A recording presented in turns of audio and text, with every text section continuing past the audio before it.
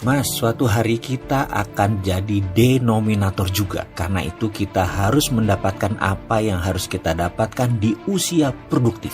Bayangkan, di saat lagi mulai meeting bulanan, mendadak si Babe mengatakan hal ini. Duduk saya langsung delosor. Kalimat ini dalam dan pastinya hanya sedikit orang yang memahami perkataan dengan kosakata seperti kata denominator itu. Saya menghentikan sejenak meeting tersebut karena otak saya mendadak loading. Ada lingkaran kecil di sudut otak yang sedang berputar-putar mencerna kalimat. Suatu saat kita jadi denominator. Bayangkan, posisi meeting tersebut di mana duduk saya sebagai tuan rumah ada di ujung meja, lalu 10 yang lainnya adalah para direksi dan anak usaha serta para mitra.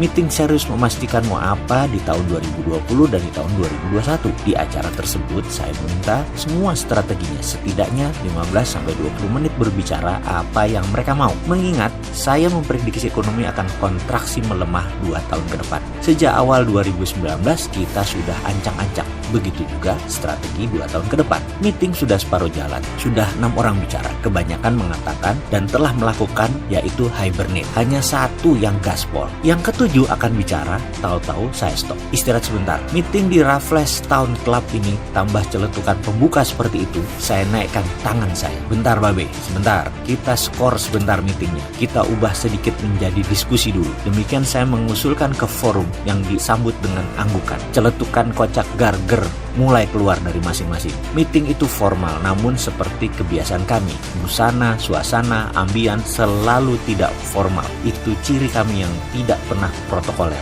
Denominator ya, kita mendadak menjadi pembagi sebuah nominator. Begitu ya? Benar, kata saya demikian. Saya memulai diskusinya. Jadi B, kata saya ke Pak B, suatu saat kita jadi faktor pembagi.